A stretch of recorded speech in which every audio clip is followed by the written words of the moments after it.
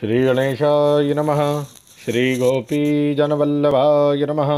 श्रीमद्भागवत महापुराण अष्टम स्कंद अथ षष्ठोऽध्यायः। देवताओं और दैत्यों का मिलकर समुद्र मंथन के लिए उद्योग करना। श्री सुखदेव जी कहते हैं, परीक्षित, जब देवताओं ने सर्वशक्तिमान भगवान श्रीहरि की इस प्रकार की स्तुति की, तब वे उनके बीच में ही प्रकट हो गए। उनके शरीर की प्रभा ऐसी थी मानो हजारों सूर्य एक साथ ही उग गए हों। भगवान की उस प्रभा से सभी देवताओं की आंखें चौंधिया गई। वे भगवान को तो क्या, आकाश दिशाएं, पृथ्वी और अपने शरीर को भी ना देख सके। केवल भगवान शंकर और ब्रह्मा जी ने उस छवि का दर्शन किया। बड़ी ही सुंदर झांकी थी। मरकत मणि, पन्ने के समान स्वच्छ श्यामल शरीर, कमल के भीतरी भाग के समान सुकुमार नेत्रों में लाल लाल डोरियां और चमकते हुए सुनहले रंग का रेशमी पीतांबर। सर्वांग सुंदर शरीर के रोम रोम से प्रसन्नता फूटी पड़ती थी। धनुष के समान टेढ़ी भुएं और बड़ा ही सुंदर मुख, सिर पर महामणिमय किरीट और भुजाओं में बाजूबंद, कानों के झलकते हुए कुंडलों के चमक पड़ने से कपोल और भी सुंदर हो उठते थे, जिससे मुख कमल खिल उठता था। कमर में करधनी की लड़ियां, हाथों में कंगन, गले में हार और चरणों में नूपुर शोभायमान थे। वक्षस्थल पर लक्ष्मी और गले में कौस्तुभ मणि तथा वनमाला सुशोभित थी। भगवान के निज अस्त्र, सुदर्शन चक्र आदि मूर्तिमान होकर उनकी सेवा कर रहे थे। सभी देवताओं ने पृथ्वी पर गिरकर साष्टांग प्रणाम किया। फिर सारे देवताओं के साथ ले शंकर जी तथा ब्रह्मा जी परम पुरुष भगवान की स्तुति करने लगे। ब्रह्मा जी ने कहा, जो जन्म, स्थिति और प्रलय से कोई संबंध नहीं रखते, जो प्राकृतिक गुणों से रहित एवं मोक्ष स्वरूप परमानंद के महान समुद्र है, जो सूक्ष्म से भी सूक्ष्म है और जिनका स्वरूप अनंत है, उन पर ऐश्वर्यशाली प्रभु को हम लोग बार बार नमस्कार करते हैं। पुरुषोत्तम, अपना कल्याण चाहने वाले साधक वेदोक्त एवं पांच रात्रोक्त विधि से आपके इसी स्वरूप की उपासना करते हैं। मुझे भी रचने वाले प्रभु, आपके इस विश्वमय स्वरूप में मुझे समस्त देवगणों के सहित तीनों लोक दिखाई दे रहे हैं। आप में ही पहले ये जगत लीन था, मध्य में भी ये आप में ही स्थित है और अंत में भी ये पुनः आप में ही लीन हो जाएगा। आप स्वयं कार्य कारण से परे परम स्वतंत्र हैं। आप ही इस जगत के आदि, अंत और मध्य हैं।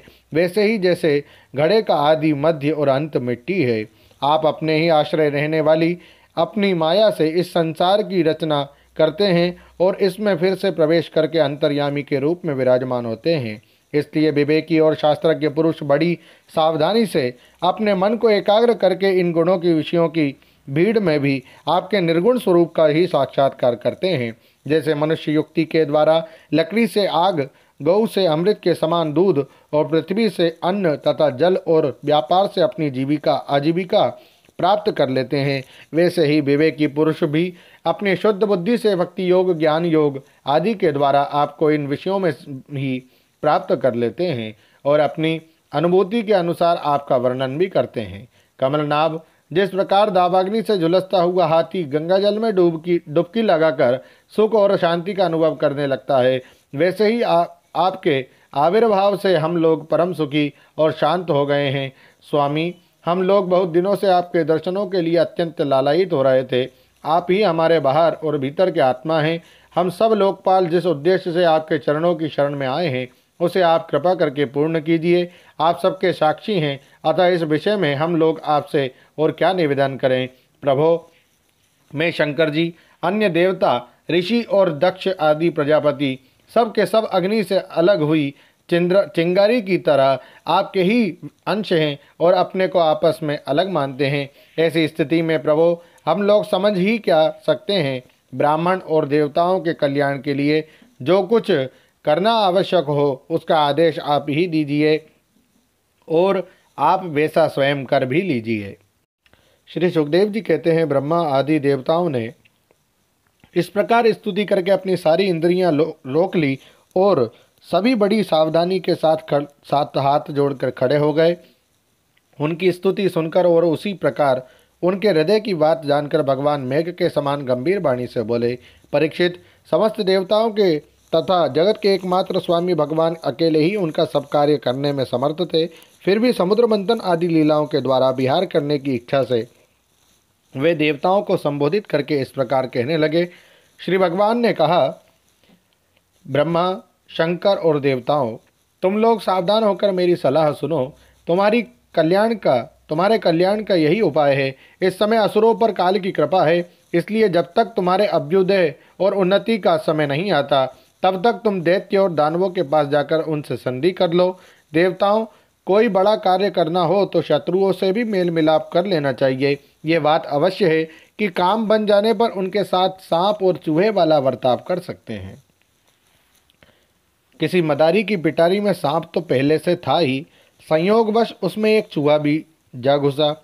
चूहे के भयभीत होने पर सांप ने उसे प्रेम से समझाया कि तुम पिटारी में छेद कर दो, फिर हम दोनों भाग निकलेंगे। पहले तो सांप की इस बात पर चूहे को विश्वास न हुआ, परंतु पीछे उसने पिटारी में छेद कर दिया। इस प्रकार काम बन जाने पर सांप चूहे को निकल गया और पिटारी से निकल गया। तो तुम लोग भी बिना विलंब के अमृत निकालने का प्रयत्न करो। उसे पी लेने पर मरने वाला भी प्राणी अमर हो जाता है। पहले क्षीर सागर में सब प्रकार के घास, तिनके, लताएं और औषधियाँ डाल दो। फिर तुम लोग मंदराचल की मथानी और वासुकी नाग की नेति बनाकर मेरी सहायता से समुद्र का मंथन करो। सब आलस्य और प्रमाद का समय नहीं है। देवताओं, विश्वास रखो, दैत्यों को तो मिलेगा केवल श्रम और क्लेश, परंतु फल मिलेगा तुम्ही लोगों को। देवताओं, असुर लोग तुमसे जो जो चाहें सब स्वीकार कर लो। शांति से सब काम बन जाते हैं। क्रोध करने से कुछ नहीं होता। पहले समुद्र से कालकूट विष निकलेगा, उससे डरना नहीं। और किसी भी वस्तु के लिए कभी भी लोभ ना करना। पहले तो किसी वस्तु की कामना ही नहीं करनी चाहिए, परंतु यदि कामना हो और वह पूरी ना हो तो क्रोध तो करना ही नहीं चाहिए। श्री सुखदेव जी कहते हैं, परीक्षित, देवताओं को यह आदेश देकर पुरुषोत्तम भगवान उनके बीच में ही अंतर्धान हो गए। वे सर्वशक्तिमान एवं परम स्वतंत्र जो ठहरे, उनकी लीला का रहस्य कौन समझे। उनके चले जाने पर ब्रह्मा और शंकर ने फिर से भगवान को नमस्कार किया और वे अपने अपने लोकों को चले गए। तदनंतर इंद्रादि देवता राजा बलि के पास गए। देवताओं को बिना अस्त्र शस्त्र के सामने आते देख दैत्य सेनापतियों के मन में बड़ा क्षोभ हुआ। उन्होंने देवताओं को पकड़ लेना चाहा, परंतु दैत्यराज बलि संधि और विरोध के अवसर को जानने वाले एवं पवित्र कीर्ति से संपन्न थे। उन्होंने दैत्यों को वैसा करने से रोक दिया। इसके बाद देवता लोग बलि के पास पहुँचे। बलि ने तीनों लोकों को जीत लिया था। वे समस्त संपत्तियों से सेवित एवं असुर सेनापतियों से सुरक्षित होकर अपने राज सिंहासन पर बैठे हुए थे। बुद्धिमान इंद्र ने बड़ी मधुर वाणी से समझाते हुए राजा बलि से भी वे सब बातें कहीं जिनकी शिक्षा स्वयं भगवान ने उन्हें दी थी। वे बात दैत्यराज बलि को जच गई। वहां बैठे हुए दूसरे सेनापति शंबर, अरिष्टनेमी और त्रिपुर निवासी असुरों को भी ये बात बहुत अच्छी लगी। जब देवता और असुरों ने आपस में संधि समझौता करके मित्रता कर ली और परीक्षित, वे सब मिलकर अमृत मंथन के लिए पूर्ण उद्योग करने लगे। इसके बाद उन्होंने अपनी शक्ति से मंदराचल को उखाड़ लिया और ललकारते हुए गरजते हुए उसे समुद्र तट की ओर ले चले। उनकी भुजाएं परिघ के समान थी, शरीर में शक्ति थी और अपने अपने बल का घमंड तो था ही, परंतु एक तो वह मंदर पर्वत ही बहुत भारी था और दूसरे उसे ले जाने वाला भी बहुत दूर था।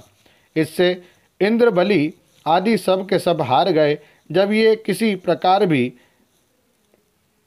मंदराचल को आगे ना ले जा सके, तब विवश होकर उन्होंने उसे रास्ते में पटक दिया।